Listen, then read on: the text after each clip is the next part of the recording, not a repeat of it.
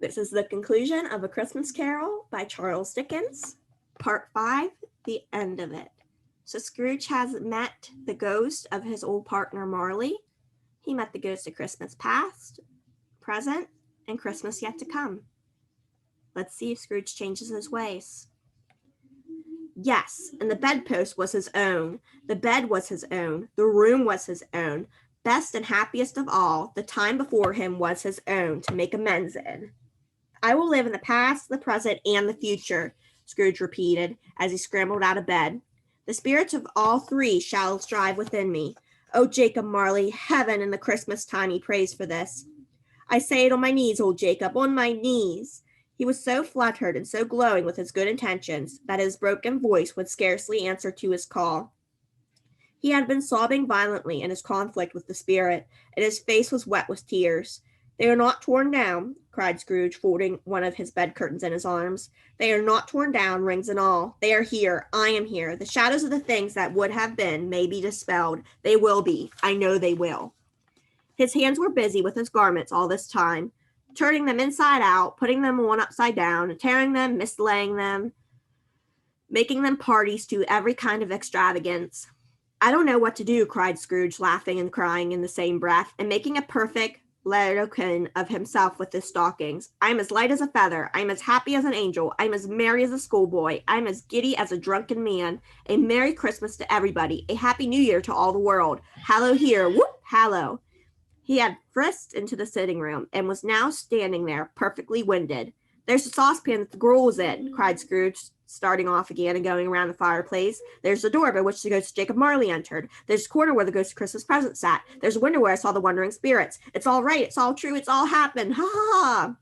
Really, for a man who had been out of practice for so many years, it was a splendid laugh, a most illustrious laugh, the father of a long, long line of brilliant laughs.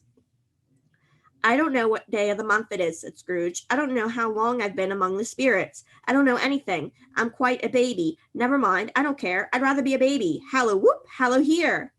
He was checked in his transports by the churches ringing out the lustiest peals he had ever heard. Clash, clang, hammer, ding, dong, bell, bell, dong, ding, hammer, clang, clash. Oh, glorious, glorious. Running to the window, he opened it and put out his head. No fog, no mist, clear, bright, jovial, stirring cold, cold piping for the blood to dance to. Golden sunlight, heavenly sky, sweet fresh air, merry bells. Oh, glorious, glorious. What's today? Cried Scrooge, calling downward to a boy in Sunday clothes, who perhaps had loitered in to look about him. Eh? Returned the boy with all his might of wonder. What's today, my fellow? Said Scrooge. Today, replied the boy. Why, Christmas Day. It's Christmas Day, said Scrooge to himself. I haven't missed it. The spirits have done it all in one night. They can do anything they like. Of course they can. Of course they can. Hallo, my fine fellow. Hello, returned the boy. Do you know the poulterer's in the next street but one at the corner? Scrooge inquired. I should hope I did, replied the lad. An intelligent boy, said Scrooge. A remarkable boy. Do you know whether they sold the prize turkey that was hanging up there? Not the little prize turkey, the big one. What, the one as big as me? Returned the boy. What a delightful boy, said Scrooge. It's a pleasure to talk to him. Yes, my buck. It's hanging there now, replied the boy. Is it? Said Scrooge. Go and buy it. Walker, exclaimed the boy. No, said Scrooge. I am in earnest. Go and buy it and tell them to bring it here, that I may give them the direction where to take it. Come back with the man, and I'll give you a shilling. Come back with him in less than 5 minutes, and I'll give you a half a crown. The boy was off like a shot. He must have had a steady hand at the trigger. Who could have got a shot off half so fast? I'll send it to Bob Cratchit's, whispered Scrooge, rubbing his hands and splitting it with a laugh. He shan't know who sends it. It's twice the size of Tiny Tim. Joe Miller never made such a joke as sending it to Bob's will be. The hand in which he wrote the address was not a steady one, but write it he did, somehow, and went downstairs to open the street door, ready for the coming of the poulterer's man. As he stood there, waiting for his arrival, the knocker caught his eye. I shall love it as long as I live, cried Scrooge, patting it with his hand. I scarcely ever looked at it before, but an honest expression it has in its face. It's a wonderful knocker. Here's the turkey. Hallo whoop! How are you? Merry Christmas. It was a turkey. He never could have stood upon his legs, that bird. He would have snapped them off short in a minute, like sticks of sealing wax. Why, it's impossible to carry that to Camden Town, said Scrooge. You must have a cab. The chuckle with which he said this, and the chuckle with which he paid for the turkey, and the chuckle with which he paid for the cab, and the chuckle with which he recompensed the boy, were only to be exceeded by the chuckle with which he sat down breathless in his chair again, and chuckled till he cried. Shaving was not an easy task, for his hand continued to shake very much, and shaving requires attention, even when you don't dance while you are at it. But if he had cut the end of his nose off, he would have put a piece of sticking plaster over it and been quite satisfied. He dressed himself all in his best, and at last got out into the streets. The people were by this time pouring forth, as he had seen them with the ghost of Christmas present, and walking with his hands behind him. Scrooge regarded everyone with a delighted smile. He looked so irresistibly pleasant, in a word, that 3 or 4 good-humored fellows said, "Good morning, sir! A Merry Christmas to you!" And Scrooge said often afterwards that of all the bliss sounds he had ever heard, those were the blithest in his ears. He had not gone far when, coming on towards him, he beheld the portly gentleman who had walked into his counting-house the day before, and said, "Scrooge and Marley's, I believe." It sent a pang across his heart to think how this old gentleman would look upon him when they met, but he knew what path lay straight before him, and he took it. "My dear sir," said Scrooge, quickening his pace, and taking the old gentleman by his hands, "how do you do? I hope you succeeded yesterday. It was very kind of you. A Merry Christmas to you, sir." "Mr. Scrooge?" "Yes," said Scrooge, "that is my name, and I fear it may not be pleasant to you. Allow me to ask your pardon, and will you have the goodness—" Here Scrooge whispered in his ear. "Lord bless me!" cried the gentleman, as if his breath were taken away. "My dear Mr. Scrooge, are you serious?" "If you please," said Scrooge, "not a farthing less. A great many back payments are included in it, I assure you. Will you do me that favor?" "My dear sir," said the other, shaking hands with him, "I don't know what to say to such "Don't say anything," retorted Scrooge. "Come and see me. Will you come and see me?" "I will," cried the old gentleman, and it was clear he meant to do it. "Thank you," said Scrooge. "I am much obliged to you. I thank you 50 times. Bless you." He went to church and walked about the streets and watched the people hurrying to and fro, and patted children on the head, and questioned beggars, and looked down into the kitchens of houses and up to the windows, and found that everything could yield him pleasure.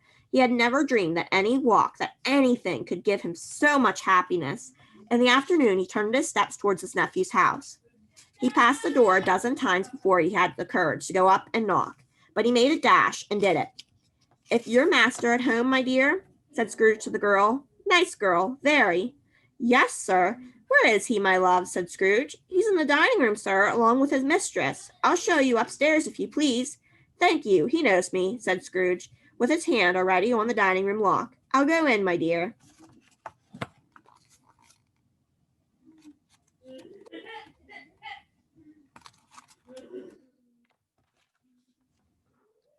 He turned it gently and sidled his face in round the door. They were looking at the table, which was spread out in great array, for these young housekeepers are always nervous on such points and like to see that everything is right. "Fred," said Scrooge.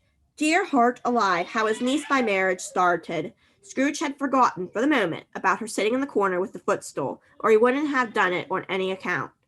"Why, bless my soul!" cried Fred. "Who's that?" "It's I, your Uncle Scrooge. I have come to dinner. Will you let me in, Fred?" "Let him in? It is a mercy he didn't shake his arm off. He was at home in 5 minutes. Nothing could be hard here. His niece looked just the same. So did Topper when he came. So did the plump sister when she came. So did everyone when they came. Wonderful party, wonderful games, wonderful unanimity, wonderful happiness. But he was early at the office next morning. Oh, he was early there. If he could only be there first and catch Bob Cratchit coming late. That was the thing he had set his heart upon. And he did it. Yes, he did. The clock struck 9. No Bob. A quarter past. No Bob. He was full 18 minutes and a half behind his time. Scrooge sat with his door wide open, that he might see him come into the tank. His hat was off before he opened the door, his comforter too. He was on his stool in a jiffy, driving away with his pen, as if he were trying to overtake 9 o'clock. "Hello," growled Scrooge in his accustomed voice, as near as he could feign it. "What do you mean by coming here at this time of day?" "I am very sorry, sir," said Bob. "I am behind my time." "You are?" repeated Scrooge. "Yes, I think you are. Step this way, sir, if you please. It's only once a year, pleaded Bob, appearing from the tank. It shall not be repeated. I was making rather merry yesterday, sir. Now I'll tell you what, my friend, said Scrooge.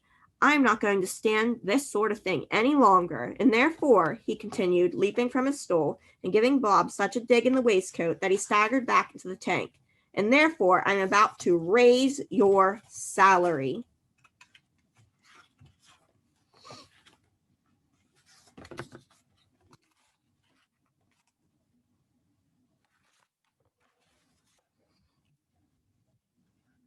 Bob trembled and got a little nearer to the ruler. He had a momentary idea of knocking Scrooge down with it, holding him and calling to the people in the court for help in a straight waistcoat.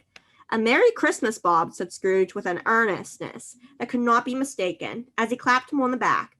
A merrier Christmas, Bob, my good fellow, than I have given you for many a year. I'll raise your salary and endeavor to assist your struggling family, and we will discuss your affairs this very afternoon over a Christmas bowl of smoking bishop, Bob. Make up the fires and buy another coal scuttle before you dot another I, Bob Cratchit.